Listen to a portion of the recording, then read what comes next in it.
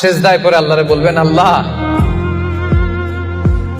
এই পৃথিবীতে আমি ছাড়া তোমার গোলামের অভাব নাই, কিন্তু তুমি ছাড়া আমার দ্বিতীয় কোনো রব নাই। চোখের পানি ছেড়ে আল্লাহরে ডেকে বলেন, আল্লাহ এই জমিনে আমি ছাড়া তোমার গোলামের কোনো অভাব নাই, কিন্তু তুমি ছাড়া দ্বিতীয় কোনো রব আমার নাই, তুমি ছাড়া দ্বিতীয় কোনো জায়গায় চাওয়ার সুযোগ আমার নাই।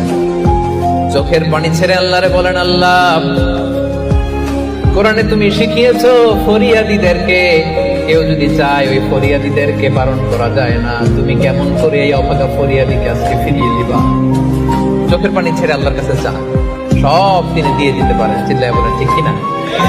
গোটা বিশ্বের সবাই আমাদের যার যা লাগবে সব যদি আল্লাহর কাছে চাই, আল্লাহ যদি সবাইকে সবকিছু দিয়ে দেয়, আল্লাহ বলে আমার ক্ষমতার 1 ইঞ্চিও কমবে না। চিল্লায় বলেন ঠিক কিনা?